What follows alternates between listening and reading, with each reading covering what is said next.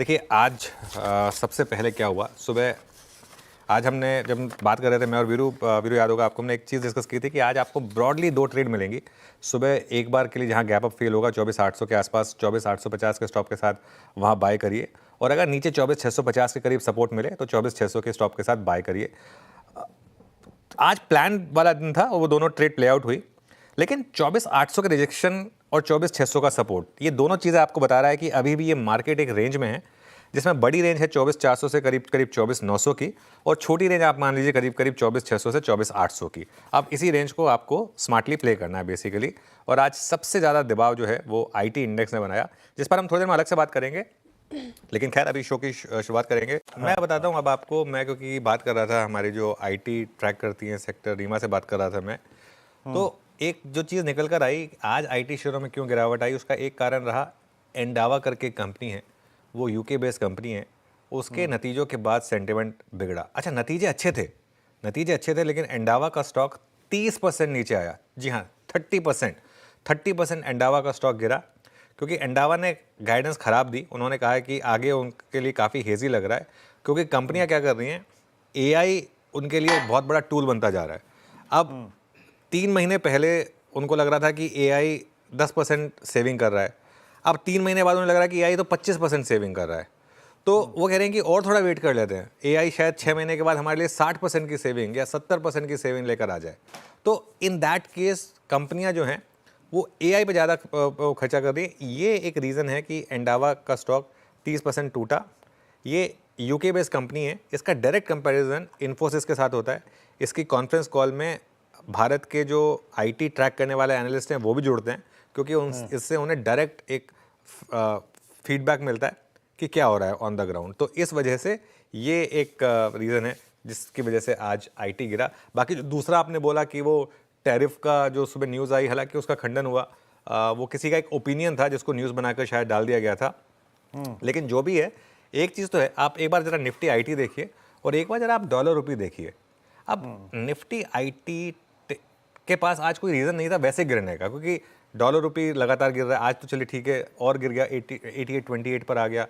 US में rate cut का chances हैं, कल नैस्डैक में बड़ी रैली हुई थी, तो टेक्निकली आईटी चलना चाहिए था, लेकिन क्लियरली एक थोड़ा सा फियर फैक्टर तो है, प्लस ये जो एंडावा का फैक्टर आया, इसकी वजह से आज हम थोड़ा सा गिरे। मार्केट रेंज तोड़ेगा नहीं तोड़ेगा मुझे नहीं पता, लेकिन एक चीज़ है, आज मार्केट ने आपको शायद 2 ट्रेड दी और वो दोनों फेल हुई, दोनों मतलब पूरी हुई।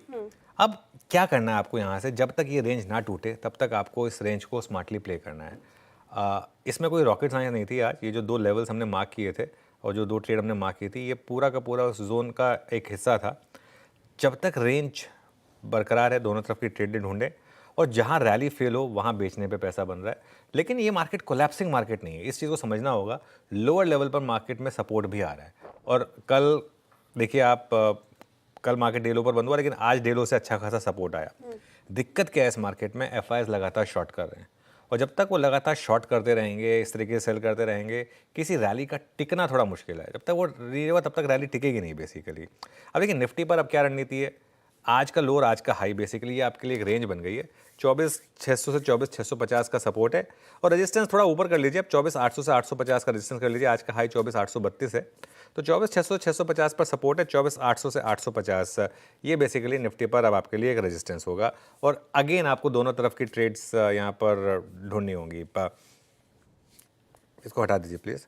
अब बैंक निफ्टी पर आते हैं। बैंक निफ्टी की जहाँ तक बात है, बैंक निफ्टी में 53,500 पर ऑब्वियसली आपके पास एक सपोर्ट है, और उसके अलावा 54,500 यहाँ पर आपके पास एक रेजिस्टेंस है। अभी थोड़ी सी रेंज बड़ी है भले ही, लेकिन यहाँ पर भी ट्रेड एक ही है, जहाँ पर भी रैली फेल हो रही है वहाँ पर आप बेचें।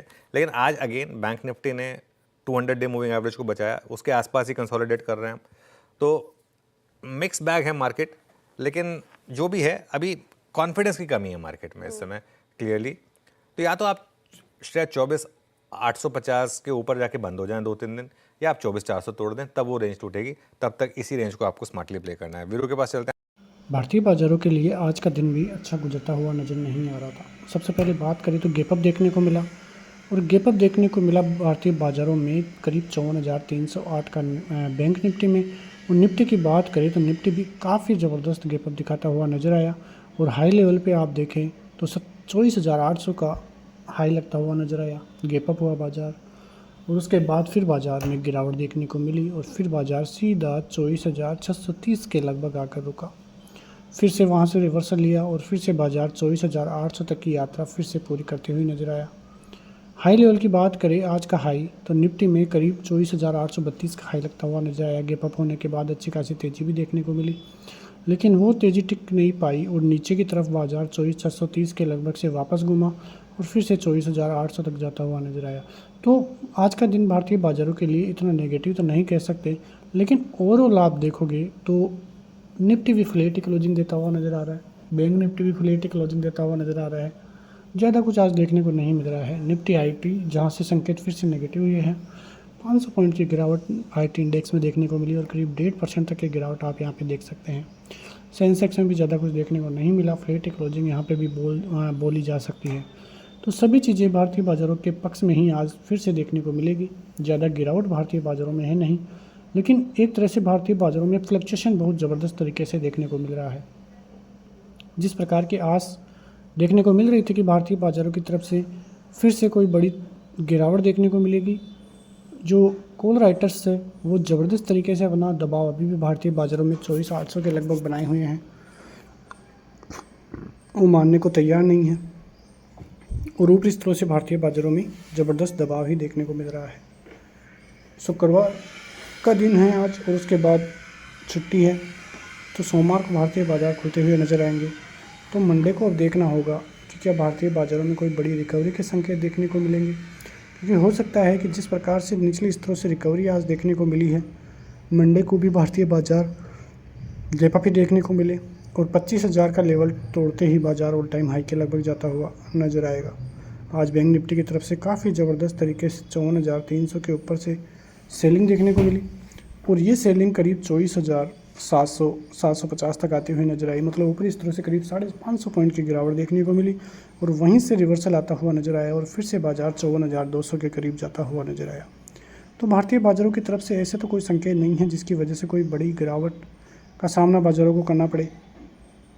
जिस प्रकार की स्थिति भारतीय बाज़ारों में थी उसका सामना भारतीय बाज़ार करते हुए ही नज़र आ रहे हैं और भारतीय बाज़ारों की तरफ से जिससे संकेत मिलते हुए नज़र आ रहे थे सुबह से ही कि भारतीय बाज़ारों में गिरावट देखने को मिलेगी, लेकिन वो गिरावट सस्टेनेबल नहीं थी और जो रिकवरी आई वो काफ़ी ज़बरदस्त थी। नीचे के स्तरों से देखिए तो 53,720 से बाजार 54,166 तक जाता हुआ नज़र आया। मतलब अच्छी खासी रिकवरी बाज़ार की तरफ से हम कह सकते हैं और मंडे मार्केट के लिए ये संकेत काफ़ी पॉजिटिव देखने को मिलेंगे। फ़िलहाल तो बाज़ार एक कंसोलिडेशन के मूड में ही है, जहाँ पे निचले स्तरों पर करीब 24,400 24,500 और ऊपरी स्तरों पर 25,200। ये 700 से 800 पॉइंट की रेंज भारतीय बाज़ारों में पिछले 4 महीनों से चलती आ रही है। ये रेंज जब ख़त्म होगी तब जाके ही देखने को मिलेगा कि क्या भारतीय बाज़ारों में ऊपर की तरफ ब्रेकआउट आते हुए ऑल टाइम हाई जाता हुआ नज़र आ सकता है। कई विशेषज्ञों का तो यही मानना है कि भारतीय बाज़ार नेक्स्ट वीक में या नेक्स्ट मंथ में ऑल टाइम हाई के लेवल्स होते हुए नज़र आ सकते हैं और ऑल टाइम हाई से बाज़ार ज़्यादा दूर भी नहीं है। हम कह सकते हैं कि बाज़ार 1500 से 1600 पॉइंट ही दूर ऑल टाइम हाई से नज़र आ रहा है। तो ये सभी चीज़ें मंडे मार्केट के लिए काफ़ी अहम रहती हुई नज़र आएगी। मिलते हैं नेक्स्ट वीडियो में, तब तक के लिए जय हिंद।